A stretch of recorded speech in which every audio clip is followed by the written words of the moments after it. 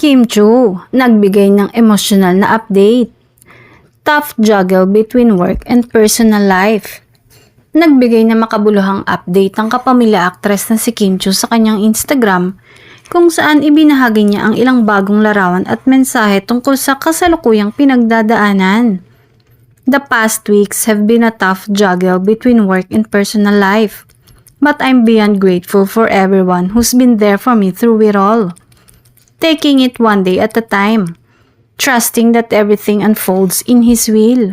Ani Kim sa kanyang caption. Agad itong umani ng atensyon mula sa kanyang fans at supporters na nagbigay ng mga encouraging comments at words of support.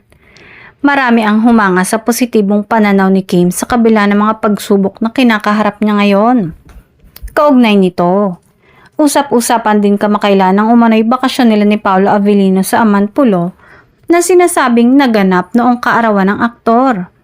Bagamat walang direktang kumpirmasyon mula sa dalawa, naging palaisipan ito sa mga netizens, lalo na sa gitna ng mga cryptic post ng aktres. Sa kabila ng lahat, nananatiling abala si Kim sa kanyang mga proyekto kabilang ang teleserye at iba pang endorsements. Patunay na kahit may personal struggles, patuloy siyang lumalaban at nagbibigay inspirasyon.